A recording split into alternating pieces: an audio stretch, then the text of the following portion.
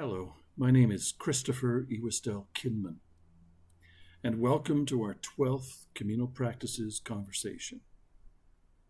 Today's conversation is perhaps the one that is most personal for me. Let me explain. When I started off my career, I began in the pastoral world. I began as assistant pastor of a church in Calgary, Alberta.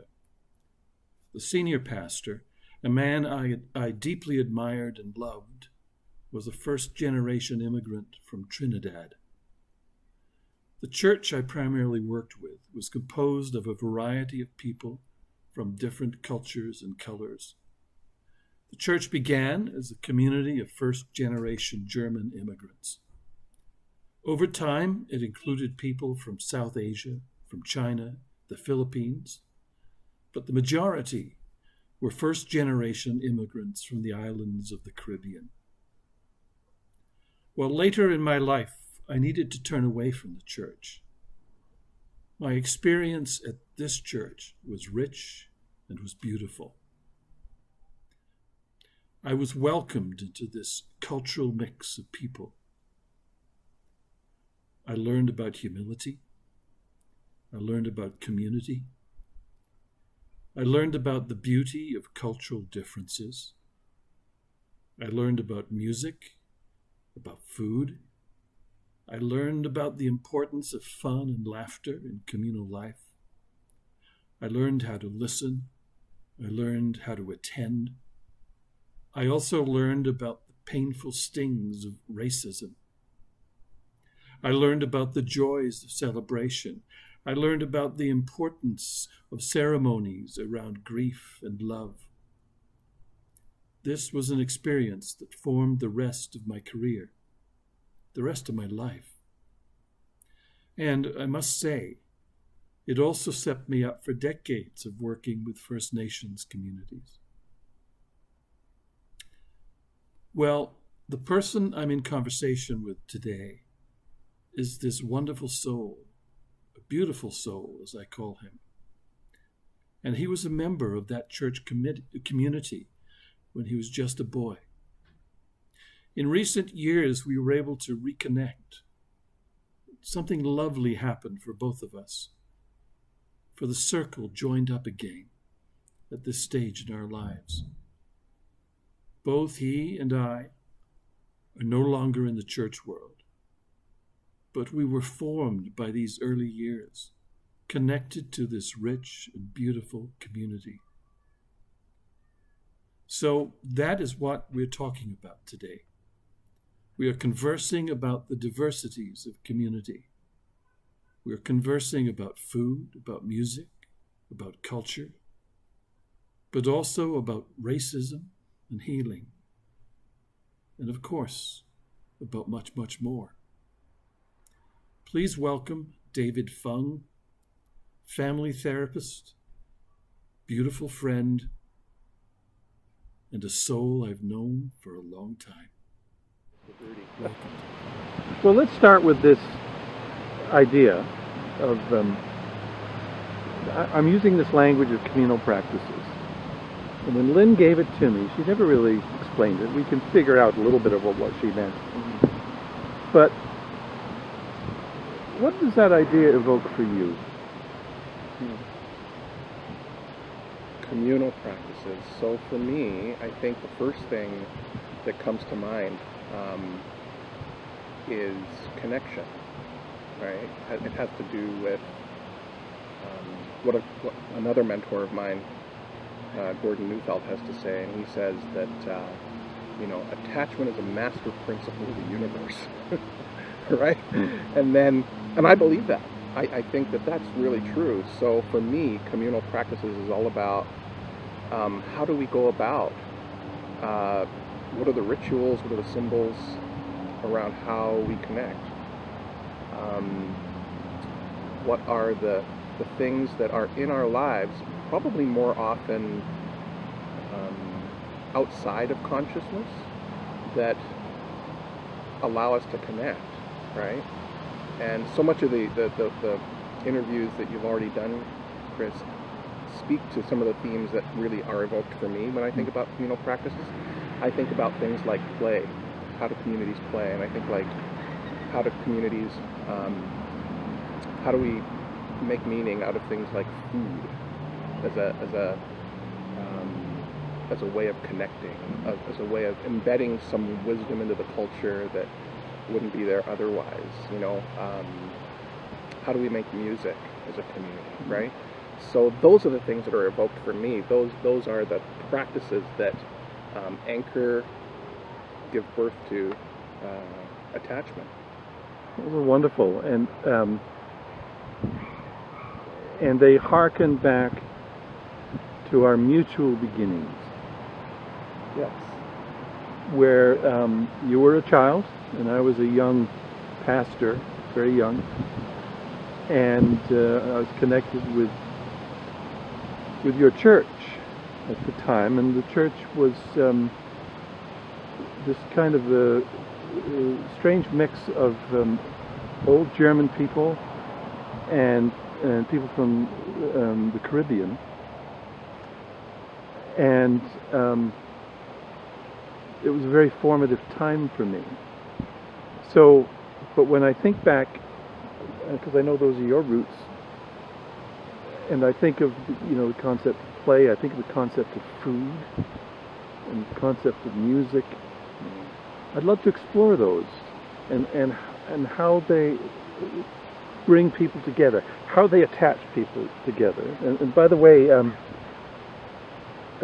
not fond of much attachment theory for a number of reasons, but I do like what Gordon Neufeld has done with it. Yes. So, yes. I agree with you. Yeah. I think that, as a theory, it's a thing, Yeah. right? Yeah. And we've already talked a little bit about how institutions and institutionalization of things it fucks everything up, right? Yeah. But I love what Gordon's done with it too, because he has, first of all, oriented it in something very organic and organic processes that we have as humans, and so it I don't even have a word for that, but it Make it up. Yeah, it makes it less a thing and more this thing that we are all invited to experience together. Yes. And I think that's why it resonates, right?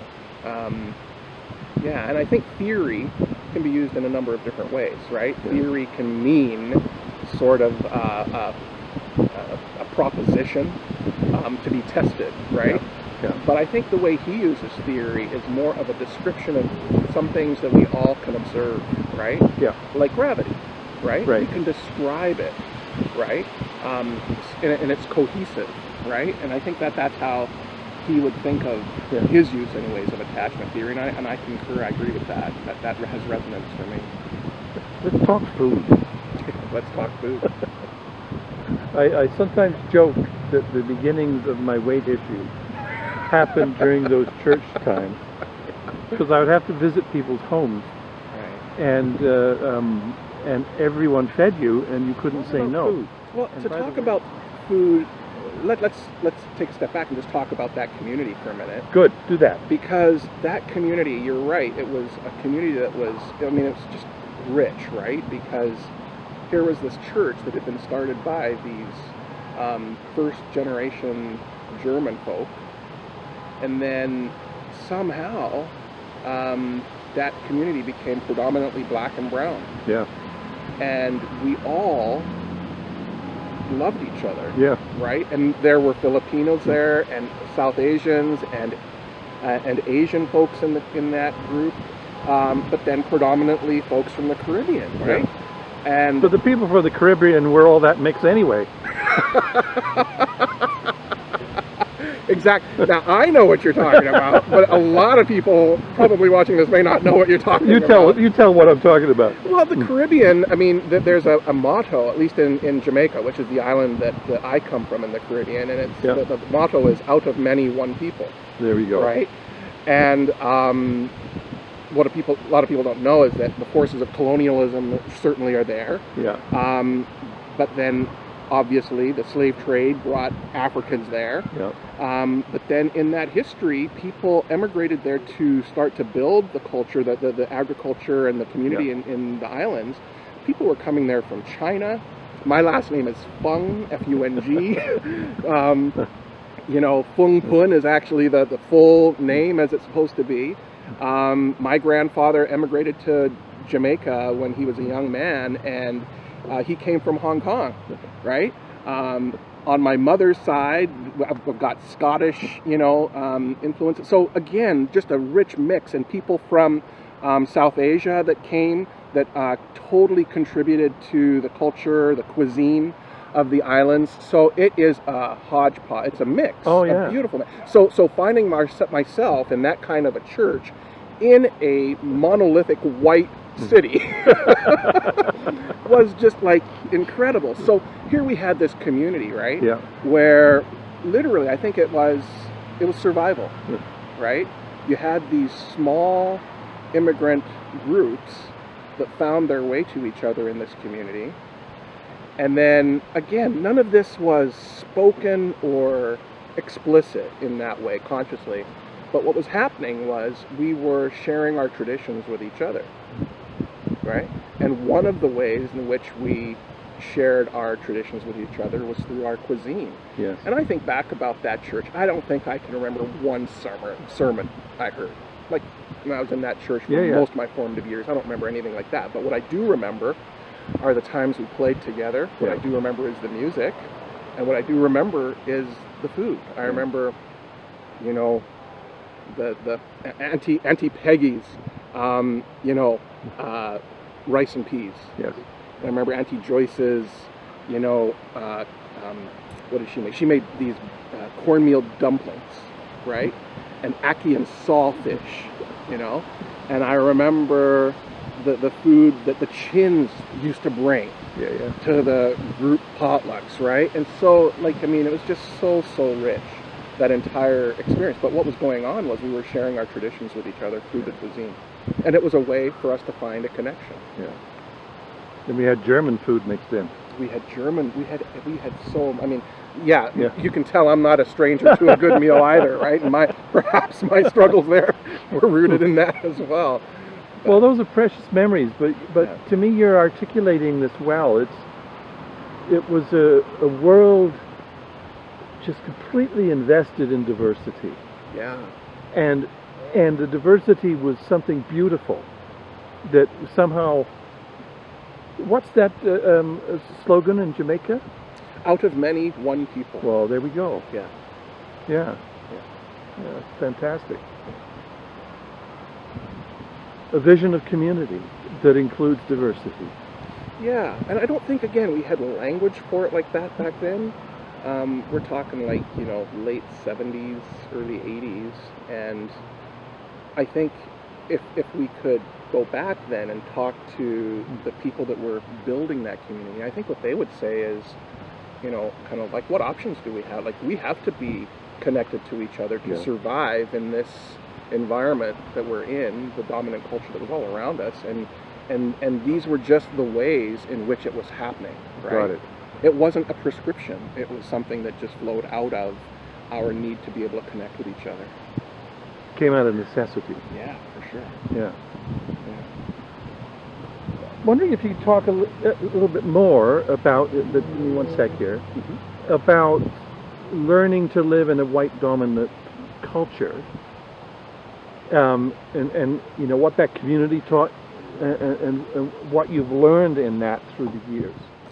I feel like, and again, this is all stuff that would have come to me later. I would not have been thinking about it in these terms as a youngster, but I think the thing that I was picking up implicitly from the way in which we moved among and with each other was there is something to figure out about being here in this culture. You've got to learn to play the game, just as a function of survival. But also, it's so important to be able to hold on to where you come from. Not as an expression of somehow it being better than anything else, but as something that you can contribute, right? And so I think part of what I wrestle with today is that, you know, you learn to play the game before you learn how to question the game that's being played. And then if you've gotten at all good at playing that game, you have to wrestle with, well, after all of these years of struggle figuring out how to interact with the dominant culture that's all around you, what would it look like for us to do anything other than that, right? So it's complex. But what I learned back from those days, again, just in the service of survival, it was learn how to play the game well, and in some respects you got to learn to play the game better than others, right?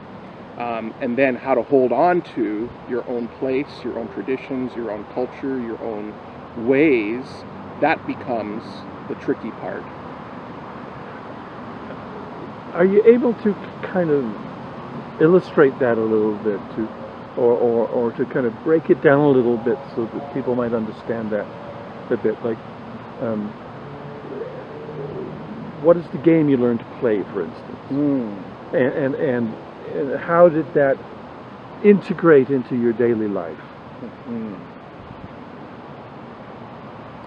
Well, I think I can only speak to it from how I would have experienced it as a kid and what I made it mean. But I think what it was for me was, what does it look like for a mixed race kid to be white, and to take on the vestitures of whatever it meant to be white, right? And so for me, it was, okay, so I live here now in Calgary, right? And I'm going to a school where there's no other black faces in the school. And what does it mean to be white, and what does it mean to learn to be part of this community, this culture? What do the people around me, what are they orienting to? And then that must mean I must orient it to it as well, as a function of my connecting to them. Yeah. So the obvious one for me is I still to this day have an enduring passion and love of hockey. Right. And if I orient towards the things that my peers are orienting to, then I find a connection to them. Right. And that happens in so many different areas, right? But do I love hockey because I really truly love hockey, or do I love hockey because it was actually part of how I survived and connected to the people all around me? I ask that question around so many things, right? I have a friend that teases me all the time, and he says, "David, you're not a Jamaican, you're a Jafaican." He's like, you're not really connected to your roots as a Caribbean kid. You're pretending, right? And in some ways, he jokes about it because he knows he's got the same struggle. He's South Asian, right? And we're all asking that same question: what does it mean to know how to be white here? While at the same time, what does it mean to truly honor where you come from and your place that might be other places? So many of the interviews I've heard you speak about, people have a really clear sense of their rootedness in their place. And then I think it was the lady that you interviewed from Montreal, who's the citizen of the world. And I could really relate with her search for people, because again, I'm visibly black, but I'm a quarter Chinese. And I've got roots in Scotland. And oh, by the way, I was born in London, England, right? And I lived for a year in Jamaica, right? And then we emigrated to white Calgary, Alberta, So how do you, so you're always from that other place, and you're always trying to get a sense of where truly are my roots. And I think sometimes I've heard people refer to this as third culture kids, who you're always having to figure out how to code switch, right? And to play the game well, you actually have to know how to code switch well. And that, I think, only in more recent times, it's become clear to me how much energy that takes. Right. Right? There's a kind of soul exhaustion, I think, that can take place when you're having to do that. So I don't even know if I'm answering the question any longer than you asked. Keep going. No, keep going. This is important. But, yeah. So, I mean, from my perspective, that which makes you successful in the culture also costs you a whole hell of a lot. Yeah. And it's not that you wouldn't pay that price again. Yeah. But would you?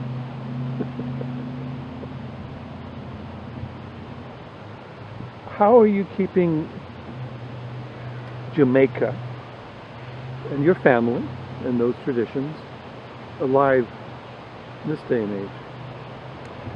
Yeah, I think... So I asked that question not only about Jamaica, right? I asked that question about the Reeds. Like, my mom is from the Scottish McLarens. Oh, yes. And my dad, actually, he's half Chinese. The other half is also Scottish. And he's from the Scottish Reeds, right? Oh, yes. And so I've got a cousin that is very interested in, well, what does it mean to be a Reed? To embrace and know something of that Celtic Scottish background. And then I've got people in my family that are very interested in preserving a sense of what it is to be Afro-Caribbean. Yeah. Right? And then, of course, there's the part of me that is Asian. So how do I find a way to hold on to these different elements? And the truth is, Chris, I don't know that I'm doing a great job of doing that, except for through being passionate about the music and the food of each of these cultures. And so, I still will go to my mother and ask about Jamaican recipes and try to create the culinary creations that I was exposed to as a boy. My father actually spent a time in his young adulthood as a Chinese chef, and was quite the cook around the house when I was growing up. And so I try yet to bring some of the spices and the flavor, like whatever it was that he did with cooking. Whenever I have an opportunity to do that, I try to think about my dad in the kitchen. Play. My dad and my mom were very good at playing with each other. So I observed what it meant for my dad to play in his traditions and what it meant for my mom to play in her traditions, and then what that looked like for them together. And I try to preserve some of that with my own family. Doesn't always go over well, but sometimes I don't give a... But I try, right? But again, the most honest answer is I don't know how well I do at trying to hold on to those things, especially when you're so invested again in just, making your way in this culture. And I still am. You described something I think it's important for us to hear. And that's the psychic energy it takes to do all that juggling. And while you're doing it all, feel like you're not doing it well. That's a burden. It's a burden, and I'm not sure if ignorance is bliss, but like I said, I think these are things that have become much more, they become much more conscious to me. Yeah. But while ignorance is bliss, knowledge is also power, right? And I think that being mindful of this and seeing the implications of this historically give you an opportunity to make other choices as well. And so I do. Even when I don't think it's going to go well, or even when it hasn't gone well, you make other choices. And that's what I'm hoping to do, continue to do. One of the things I'm wondering as I'm listening with you, David, is you articulate this reality of your life and all these different parts that you're trying to be true to, and how you feel like you're not always doing it very well. And I'm wondering if the articulation of that will resonate with a lot of people, like if other people struggle with that same thing. And what's your sense of that?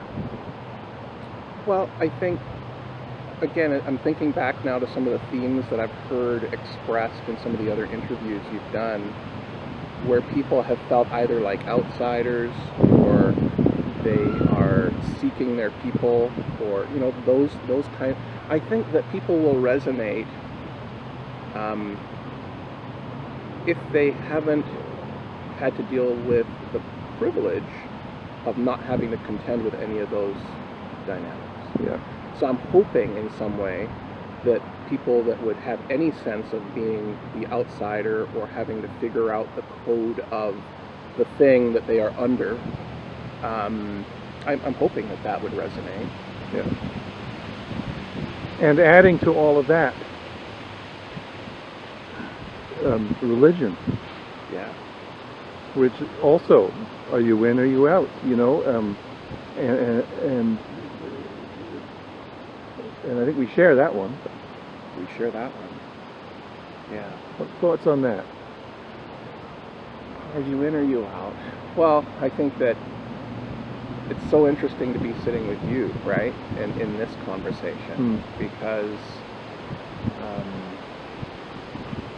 in this predominantly brown and black community, with a sprinkling of some white folk, the institutional denominational structure that we were under saw it wise to put a young white guy into this community as the leader, right? Well, I remember, secondary leader, because Rudy was the primary. Who was absent, really. When I think of that era, I don't even think about Rudy being in our church. It was you, right? And so I think, but here's what's brilliant about that, is that I don't know what their agenda was in your being placed in that community, but what I observed in you was just brilliant.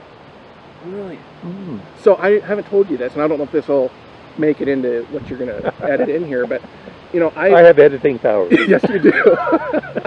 I was back last week in Toronto, and there's a family that was in our community that now lives in Toronto, and we got in touch, and they invited me over for an evening, and as we sat together, your name came up, and what we were talking about was how incredible it was for you as a young pastor, minister, to be in that community, and our experience as black people, as minority immigrants in that community, how we experienced you, and your openness and your humility. And now here's the thing that you might not have had any sense of, was that outside of the formalized liturgical kinds of, you know, things that would happen in the community, outside of that, we were getting together all the time. Yeah. Right? And the stories that would be shared that I would overhear as a young person would inevitably be stories of the grown-ups comparing their stories of racism and discrimination, right? And everybody had a story, right? And sometimes the stories would be told humorously, sometimes they would be told with great sorrow and sadness and frustration and rage. But those stories were always told. And then we show up on the weekends to church, and our pastor is preaching to us, right? Who is a white guy. But that community experienced you open and humble and willing to learn from the community and to become part of the community, right? Which was not what many of those people had experienced. So I'm sitting with Uncle Willie last week, and Uncle Willie just celebrated his 82nd birthday 2 weeks ago, and he's the one telling me about how amazing it was to have this fresh, baby-faced pastor leading our community with this amazing humility, right? So there was that. But my question around it is, what was the institution's agenda for your being there, right? And so some of this, deconstructing religion, I think many of us are just saying, yeah, if religion means anything of value, if it does, it would have to do with connection and inclusion and finding, like, in fact, one of the things you said earlier, I'm not sure if it made it onto the video here, but you said, Dave, I'm kind of done with anything that smells like religion, and I totally relate to that, but what's actually happened is that the word religion has lost its original meaning. Yeah. Because, and you probably know this, but religion comes from the root word religioso, liga, the same root word by which we get ligament, which is what? Connective tissue. A ligament is that which connects. So religion, properly understood, was always meant to be about connection. It was meant for people to find a way to connect with each other. And if a flexible connection. Totally. Ligaments and inclusive flex. and open, right? And so, of course, as we've lost so much wisdom in this culture, we've lost the wisdom around the original truest meaning of what it means to be religious. And now it's become this other thing that is a bastardization, really, of true connection. So as we've all sort of been deconstructing this bullshit past with institutional religion, what I'm trying to hold on to is this concept of how do we really truly connect, which brings us to communal practice. Thank you for that. And thank you for those kind words, too. They touched me deeply. I had no idea. I could tell you how it happened, that I was there a lot. I'd love to hear just so you know. It doesn't have to be on film. But yeah, fair enough. But they just wanted me to be working with Rudy. But Rudy, because there was the other church, and he felt that was a newer church, and needed his experience more. So you're going to spend more time here, and I'm going to spend more time there. But when it comes to other things, we'll be together. So that was Rudy's decision. Right. No, okay, it wasn't the institutional decision. No, well, I don't see Rudy as the institution. Well, that's true. But you know what? That's something that maybe the grown-ups in that era would have been aware of. But as a kid, that wasn't something I was really aware of how that decision got made. But, thanks for sharing that. That's interesting. Yeah.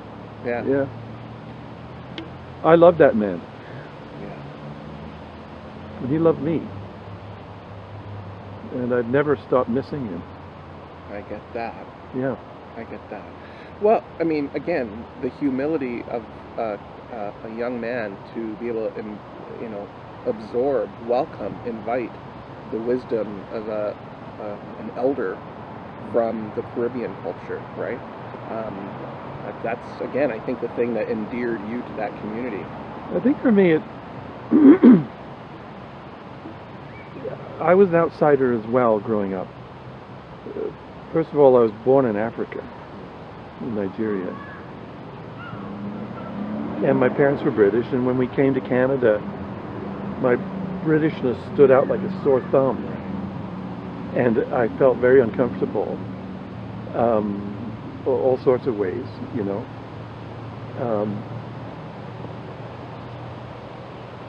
But you adapt, and you figure it out, and you find your way over time. But I think that sense of being a little different and outside has tremendous benefits. Oh, yeah. No, I think that's true. So, I look at you as here you are,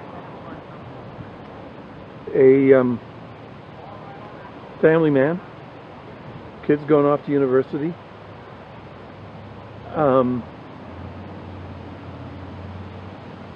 I see you as a good soul. Tell me a little bit about how the history of the good soul came to be for you.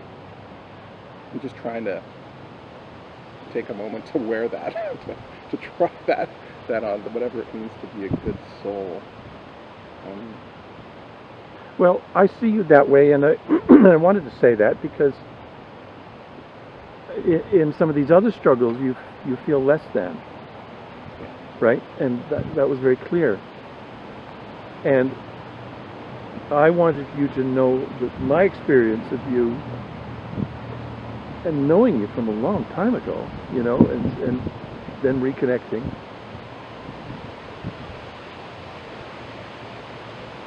you're a good man. I hope that's true. I think that, I don't know,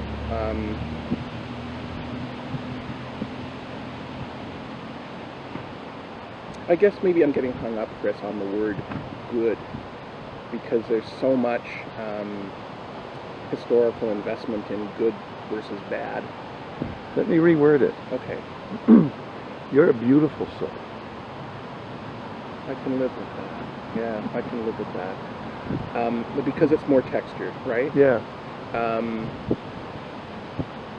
I'm not so interested these days in identifying the good versus the bad, the evil from the righteous. You know, those are binaries that I'm more and more struggling with. But beautiful speaks to something, again, more textured, right? Yeah. And it can make room for imperfections, right? The things can be incredibly beautiful, but yet imperfect, and my wife would affirm that there's lots of imperfections. Well, here. and I think they have to be imperfect to be beautiful. Yeah, okay, and that's maybe why that resonates so much for me.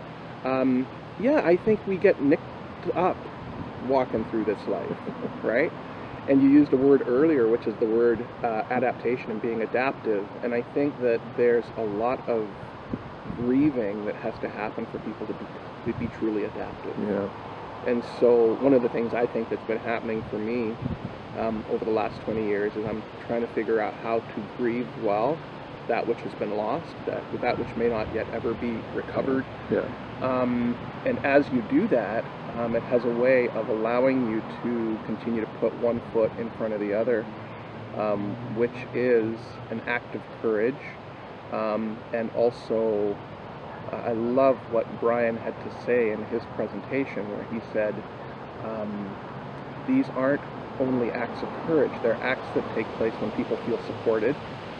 I thought that was like, I mean, like, that was just so rich, right? Because it brought it right back for me to attachment. Yes. Right? Where we feel our supports, we can do things that are risky. And for me, I've been on a hunt for, those people who represent safe connections, safe harbors. And from that place, I can grieve better. From that place, I can do things that are novel, take some risks, and I hope that all contributes to making me perhaps more of a beautiful soul. Thank you. It feels very healing to me.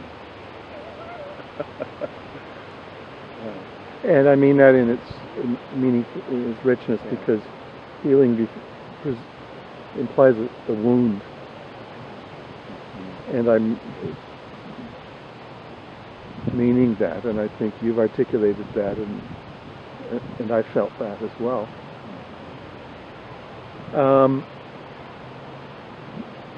Before the camera was on, you talked about the idea of shalom. Can you tell us a little bit about that? Yeah. Well, it's just such a rich understanding that comes out of the Hebrew tradition, which really deeply resonates with me. And as we were talking about earlier, so much of what we get to live in, have to live in, are these structures that come out of, I can't remember the term you use, but it's really sort of a colonial kind of imperial, religious kind of background. But the Hebraic concept of shalom has to do with a reordering the world in organic and communal ways. And I think that, you know, again, from my tradition, historic tradition, we've interpreted shalom very shallowly. We've thought of it just in terms of peace, right?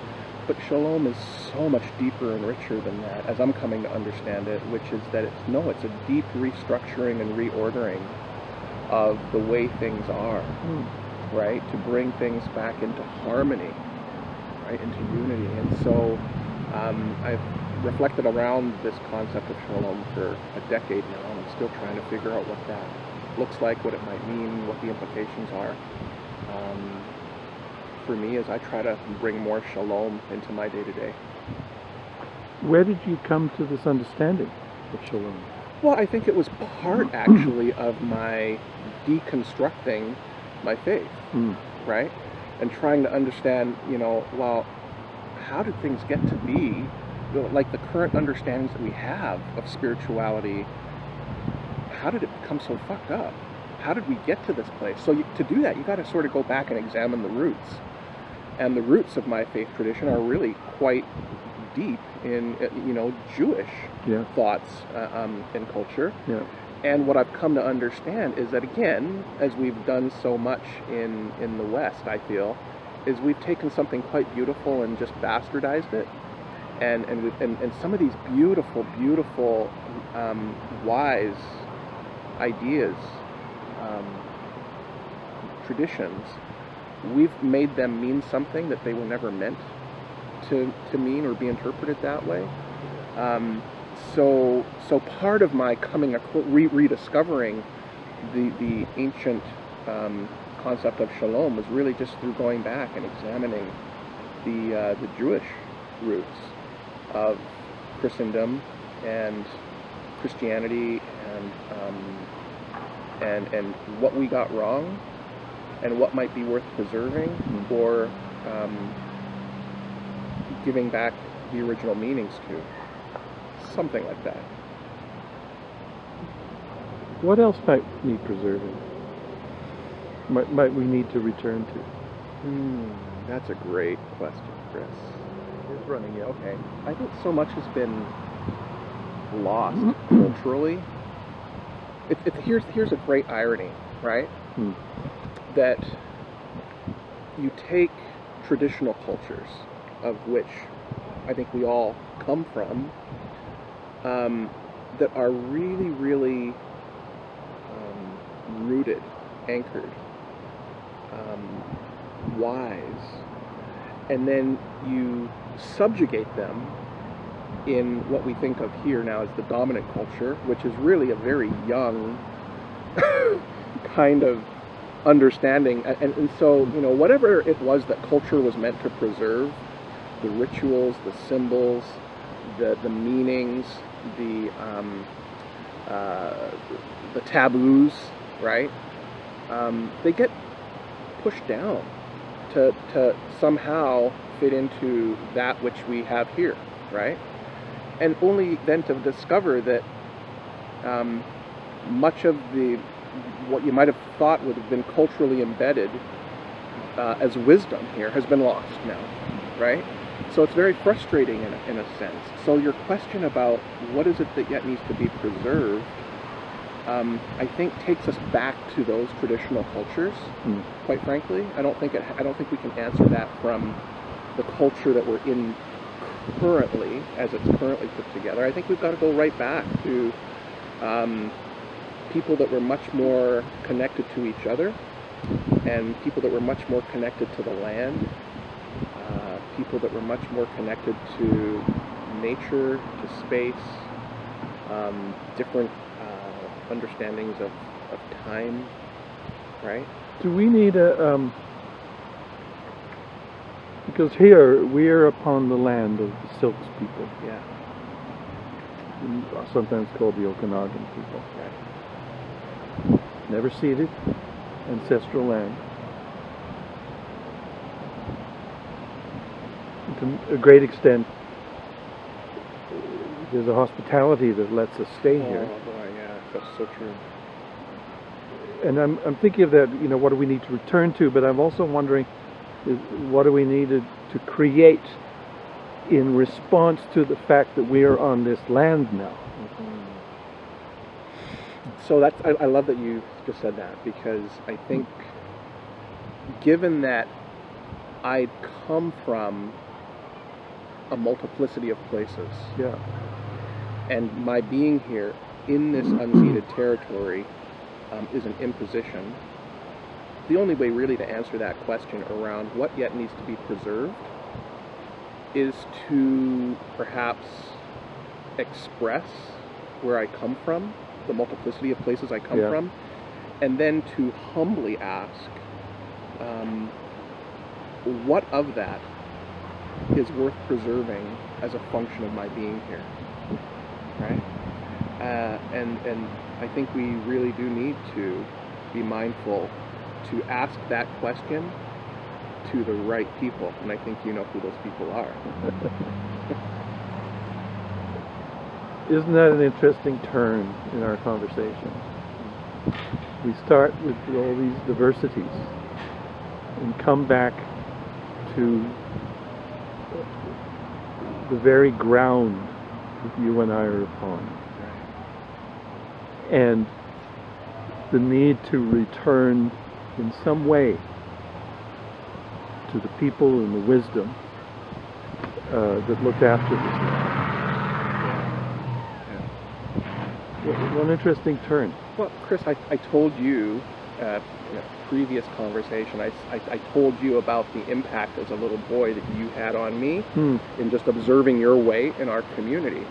And I think it's that exact same thing that we're now called to do and bring ourselves forward humbly, relationally. Yeah. It's the exact same thing. So for me, I told you, again, in another conversation, that you were a beautiful model of that for me, to learn from you in how to do that. Oh, thank you. And so that is now that which I think all of us are called to do. Yeah. And you and I have common ground in that need. Yeah. You've just been exercising that muscle for longer than I've been. Well, maybe not. No, I think so. What more do we need to talk about? What more do I need to hear from you?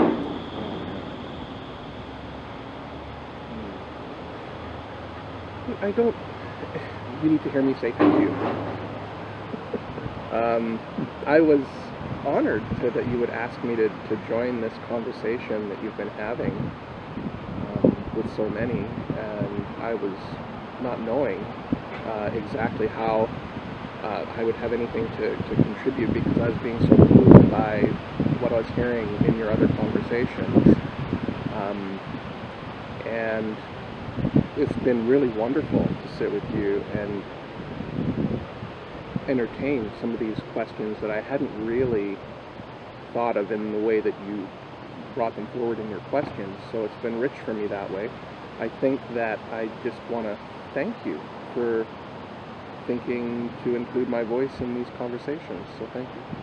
I think it's been a vital voice. I think you describe having to figure out how to live in this culture, in the white culture. That your description of that experience is vital to hear for everybody. But I'm thinking there's lots of other people who have that struggle. Yeah. And so I am really grateful that you were able to articulate that. Thank you. I'm also grateful because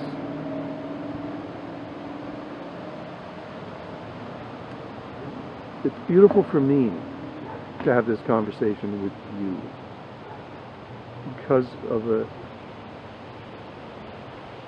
our mutual history. Mm-hmm. As I've mentioned this before, it's been very rich. Mm-hmm. So, Chris, it's just like life, right? It's so.